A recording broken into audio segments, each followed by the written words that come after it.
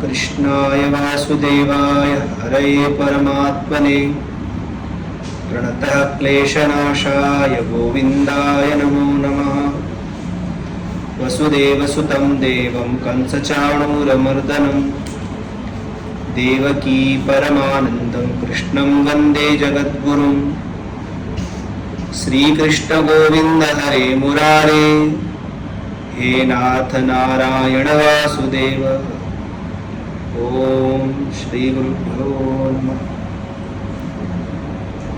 सत्वं रजस्तम इति त्रिवृदेकमादौ सूत्रं महानहमिति प्रवदन्ति जीवम्। ज्ञानक्रियार्थफलरूपतयोः शक्ति ब्रह्मैव भाति सदसच्चतयोः परं यत्। सृष्टि का जहां प्रारंभ हो, वर्णन आता है, जहां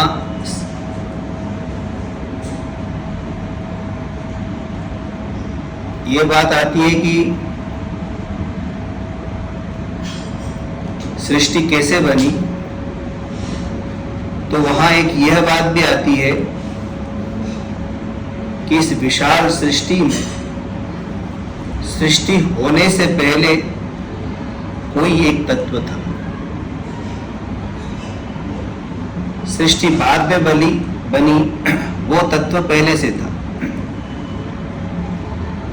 और उन्होंने सृष्टि का जो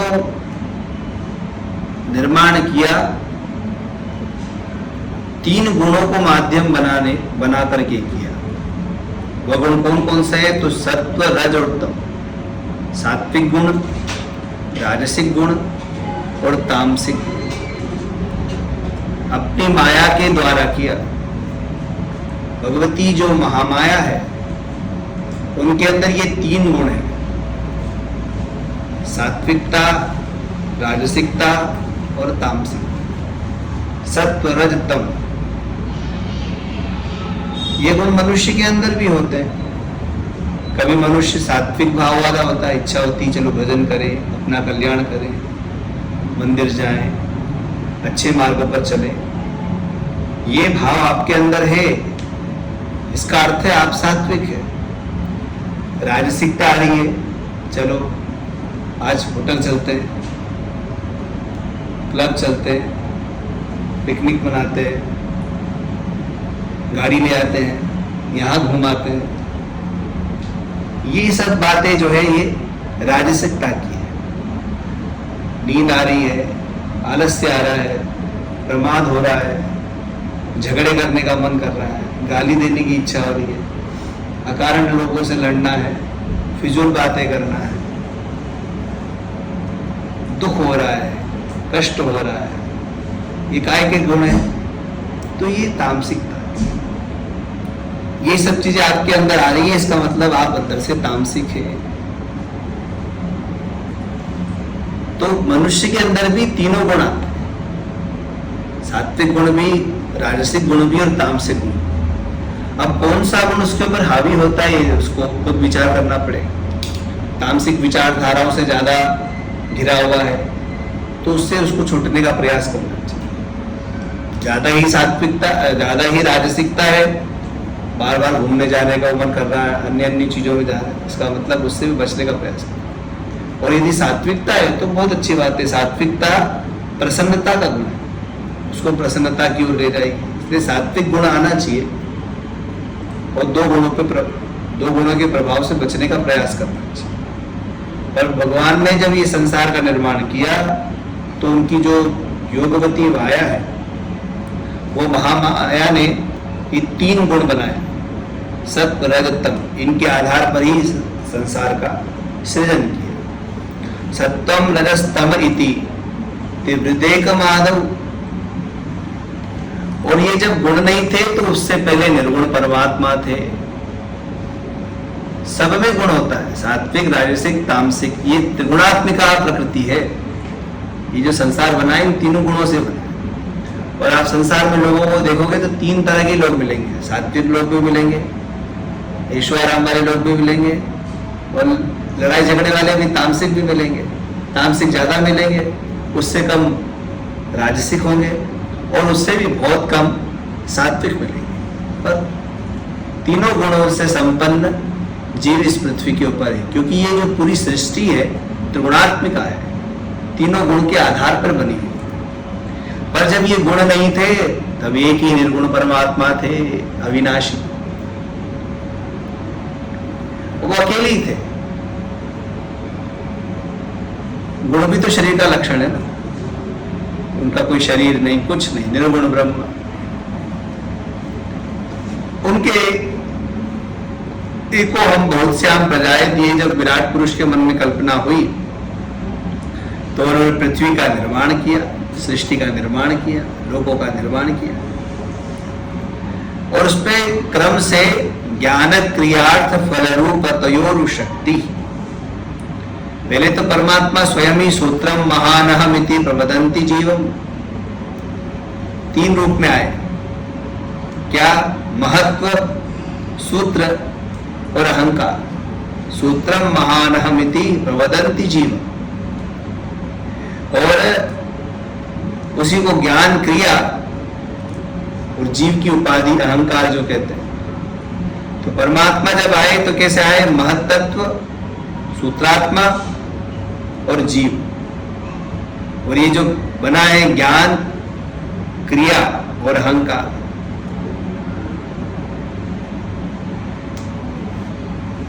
परमात्मा सबसे पहले जब सृष्टि का निर्माण करते हैं तो वो एक ही परब्रह्म जो नित्य शुद्ध बुद्ध अखंड अद्वितीय एक रस है, तो परमात्मा स्वयं एक होते हुए भी अनेक रूपों में इस संसार में फैलते, और उन्होंने इस सृष्टि का निर्माण किया। जैसे मकड़ी होती ना, मकड़ी, तो मकड़ी क्या करती है?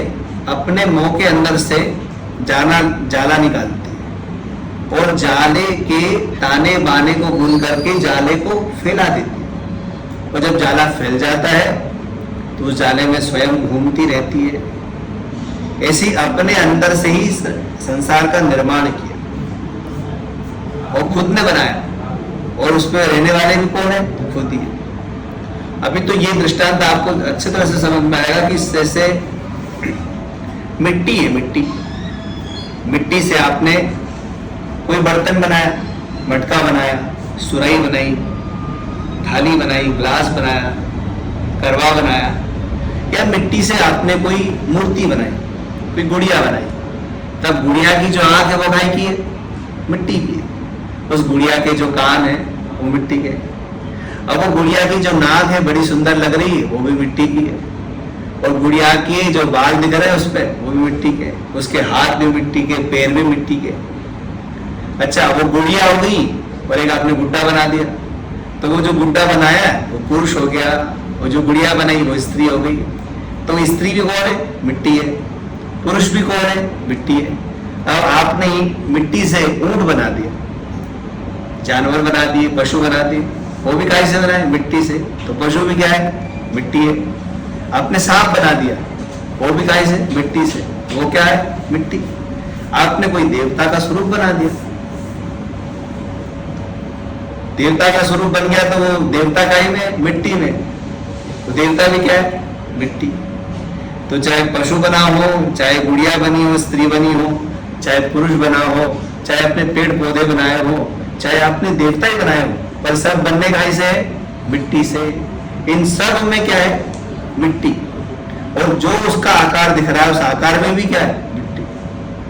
अच्छा, आपने अपने व्यवहार के लिए उसको नाम दे दिया, ये गुड़िया है, ये गुड्डा है, ये ऊंट है, ये घोड़ा है, और ये मग है, ये बाल्टी है। मिट्टी से बनने वाले बर्तनों के और मूर्तियों के नाम आपने दे दिए। एक रूप हो गया और नाम हो गया। नाम और रूप ये उपाधि हो गई मिट्टी की, परंतु नाम रूप मूल रूप से किसका है? मिट्टी का। आप देख रहे हो तो किसको देख रहे हो? मिट्टी को। छू रहे हो तो किसको छू रहे हो? मिट्टी को। बोल रहे हो तो किसको बोल रहे हो? मिट्टी को। नाम कुछ भी ले रहे हो, पर मूल रूप से आपको मिट्टी से तो काम। जैसे मिट्टी के अलावा उसमें कुछ नहीं है, ठीक उसी प्रकार संपूर्ण जगत को बनाने वाले परमेश्वर स्वयं है, मिट्टी रूप है। वो स्वयं ही अनंत नाम में अनंत रूपों में विभक्त हो गए। ब्रह्मैव भाति सदसच्च तयो परम यत्, ब्रह्म के अतिरिक्त संसार में कुछ नहीं है, जो कुछ भी दिख रहा है वो ब्रह्म ही है। नात्मा जजान मरिष्यति नैधतौ स नैधते सौ न क्षीयते सवधवित् व्यभिचारिणाम ही सर्वत्र सश्वदन पायुर्युपलब्धि मात्रम प्राणो यथेन्द्रिय बलेन विकल्पितम सत्। और इसमें रहने वाली, क्योंकि जो मिट्टी से आपने बर्तन बनाए और जो नाम बनाए, तो जब भी आप फोड़ोगे वो मिट्टी हो जाएगी। आपने गुड़िया को फोड़ दिया, तब ना गुड़िया रही, ना उसका नाम रहा, ना रूप है ना नाम है, परंतु क्या है, मिट्टी है। गुड़िया बनने से पहले भी मिट्टी तो मिट्टी थी, और गुड़िया बनने के बाद में भी मिट्टी मिट्टी ही है। और गुड़िया को आप तोड़ फोड़ दोगे, उसके बाद में भी मिट्टी मिट्टी ही रहेगी। परिवर्तन केवल नाम और रूप में आया। जो आपने स्वरूप बनाया था वो मिट गया, और जो आपने उसका नाम रखा था वो चला गया, परंतु मिट्टी यथावत है। ठीक उसी प्रकार इस संसार में जो आत्मस्वरूप परमात्मा है, वो नाम का कोई जन्म होता है, ना मृत्यु होती है। आत्मा ना कभी मरती है, ना उसका जन्म होता है। इन दोनों से परे मरता तो केवल शरीर है। मिट्टी कौन? गुड़िया। मिट्टी थोड़ी मिट्टी है, मिट्टी तो यथावत है। नाम किसका समाप्त होगा? मिट्टी, गुड़िया का। मिट्टी तो यथावत है, उसमें कुछ परिवर्तन नहीं आया। ठीक उसी प्रकार जो परमात्मा जिसका अंश इसके अंदर बैठा है आत्मा के रूप में, उसका कभी विनाश नहीं होता, यथावत है। ना उसका जन्म होगा, ना आत्मा जजान न मरिष्यति नहीं धत्ते सौ, ना उसकी मृत्यु होगी और ना वो घटेगा। आपके पास में जितनी मिट्टी है, उससे जितने चाहे बर्तन बना लो, जितने चाहे फोड़ के वापस वो मिट्टी लेती है। ना वो घटी ना बढ़ी, ना वो परमात्मा घट रहा है ना बढ़ रहा है। क्यों? क्योंकि अविनाशी है। अविनाशी का मतलब है ना घटेंगे ना बढ़ेंगे। अगर घटा तब भी विनाश है, और बढ़ गया तब भी विनाश है। छोटे से बड़ा हुआ ये भी तो विनाश है, और बड़े से छोटा हुआ ये भी विनाश है। तो ना वो घटते हैं ना बढ़ते हैं, ना जन्म है ना मृत्यु है, कोई परिवर्तन नहीं है उनमें। ना कोई संकल्प है, ना किसी प्रकार का अभाव ही है। वो भूत भविष्य वर्तमान सबकी साक्षी हुई है। सर्वत्र, सब जगह ऐसी कोई जगह नहीं जहां उनकी उपलब्धि ना हो। पर सब जगह होकर के भी वो ज्ञान स्वरूप है। प्राणो यथेन्द्रिय बलेन विकल्पितम सत्। जैसे प्राण, एक ही प्राण हमारे शरीर में 10 रूपों में अलग अलग नाम है ना, और इंद्रियों के सहयोग से अनंत बन जाता है, परंतु प्राण एक ही होता है। अंडेषु पेशुषु तरुष्व विनिश्चितेषु प्राणो ही जीव मुपधावति तत्र तत्र सन्ने यतेन्द्रिय गणे अहमी च प्रसुप्ते कूटस्थ आशय मृते तदनुस्मृतिर्न। इस संसार में जीव के जन्म लेने के कारण अलग अलग होते हैं। कई तरह से जीव संसार में आता है। कुछ अंडे के रूप में आते हैं, जैसे मुर्गी है, पक्षी जितने होते हैं अंडज होते हैं। अंडे से उत्पन्न होने वाले जीव होते हैं, वो अंडे से बाहर निकलते हैं। सांप है और भी पक्षी आते हैं अंडेशु। और कुछ नाल से बन के आते हैं, जैसे मनुष्य। मनुष्य जो है पशु, इनका जन्म नाल के द्वारा होता है। और कुछ जीव ऐसे होते हैं जो पृथ्वी के अंदर से निकलते हैं, जैसे वृक्ष, औषधियां हैं। कुछ धरती के अंदर से धरती फाड़ के बाहर आते हैं। और कुछ ऐसे होते हैं जो पसीने से उत्पन्न है, जैसे जूम। एक महात्मा थे, तो एक बार वो इलाहाबाद कुंभ में गए, प्रयागराज के कुंभ में। तो उन्होंने पहले प्रयाग में संकल्प लिया कि मैं जटा बढ़ाऊंगा, जटा नहीं कटवाऊंगा। और उसके बाद में दूसरे प्रयाग में आए तो 12 वर्ष हो गए। 12 वर्ष में तो बड़े बड़े बाल हो गए, पर बाल का भी तो वजन होता है। अब महात्मा थे तो कंगी अंगी तो लगाते नहीं थे, ऐसे रहते थे, तो गंदगी तो हो ही जाती है। तो वहाँ बहुत सारे जीव उत्पन्न हो गए, बहुत सारी जू हो गई, वो कई प्रकार की जीव उत्पन्न हुए। तो जब उन्होंने पूरे बाल निकाल दिए, मुंडन कर लिया और सारे बाल का विसर्जन जब गंगा में करा, तब उन्होंने कहा, हे मेरी संतानों, मेरे अंदर से उत्पन्न हुई, मेरा ही खून पीती रही। जीव क्या, जू जो होती है, जितने भी पसीने आदि से उत्पन्न होने वाले जो जीव होते हैं, वो क्या करते हैं, उसी का खून पीते, वही पैदा हुए ना। जो पृथ्वी पे पैदा हुए वो क्या खाएंगे, पृथ्वी से खाएंगे। तो जो आपके शरीर से पैदा हुए, वो आपका ये बाल भी जो है ना, ज्यादा बाल बढ़ाने से भी बाल खून पीता, तभी तो बढ़ता। बाल का पोषण कैसे होगा, खून से, और कैसे से नहीं होगा। आपका जितना खून पीते रहेगा, ये बाल बढ़ता चला जाएगा। जमीन में बीज बोया है तो पानी से बढ़ेगा ना, पानी पिएगा तो बढ़ता चला जाएगा। ये खून ही, ये खून पिएगा तो नाखून बढ़ेंगे, खून पिएगा तो बाल बढ़ेंगे। ये सब चीजें खून से बढ़ती, इनका संरक्षण वहां से होता है, वहां से उत्पन्न हो गए।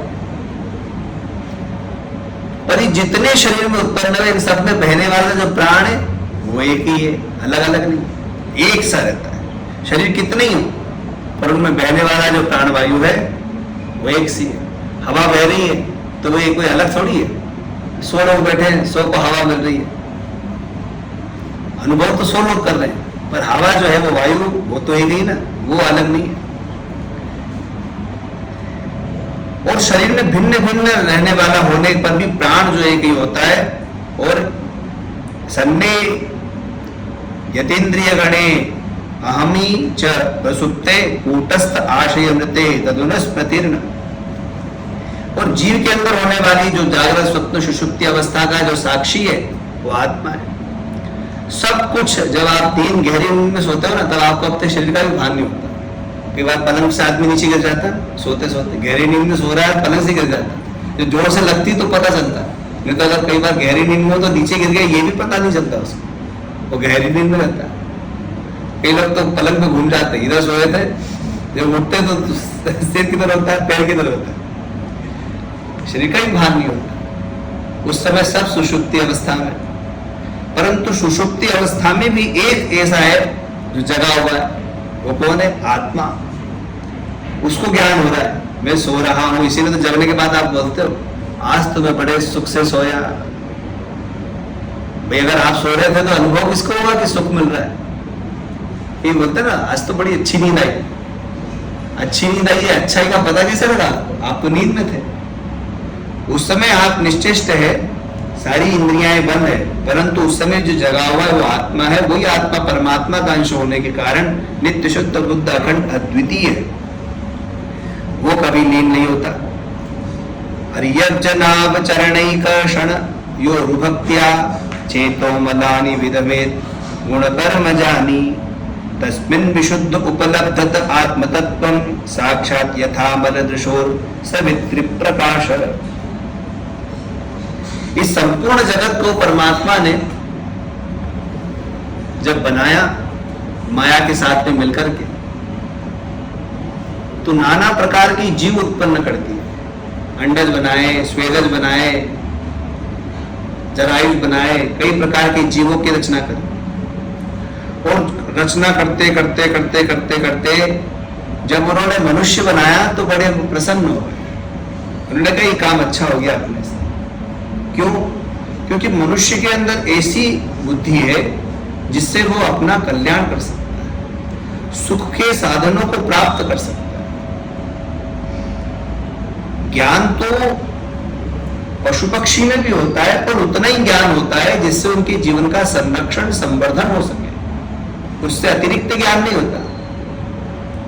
पक्षी में भी इतना ज्ञान तो है ना कि कैसे एक एक दाना चुगना है, कैसे घोंसला बनाना है, वो सब काम तो वो कर ही लेता, पशु भी कर लेता है।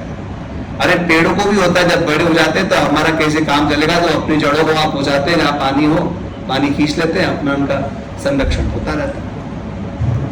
परंतु मनुष्य ऐसा जीव है जिसके अंदर परमात्मा ने ऐसी दिव्य बुद्धि दी रखी है जिससे वो अपना कल्याण कर सके। परंतु हम सांसारिक लोग संसार के पछड़े में इतने पड़े हुए होते हैं कि हम उस बुद्धि का उपयोग ही नहीं कर पाते, और वो बुद्धि संसार के कार्यों में इतनी मलिन हो जाती है कि वो शुद्धता की ओर जा ही नहीं पाती। अपने कल्याण के लिए विचार ही नहीं कर पाती। संसार के बंधन ही जीव के इतने होते हैं कि उसी में वो उलझा हुआ रहता है। उस बुद्धि को यदि जब हम गुरु कृपा से भगवान के चरण कमलों में लगाते हैं तो वो बुद्धि हमारे अंदर भक्ति नाम की वस्तु को पैदा करती है। जब आप भगवान के चरणों में अपने मन को लगाते हो, अपनी बुद्धि को लगाते हो, तो धीरे धीरे धीरे भगवान के विषय में सुनते सुनते सुनते आपके हृदय में परमात्मा के प्रति प्रेम उत्पन्न होता है। फिर जीव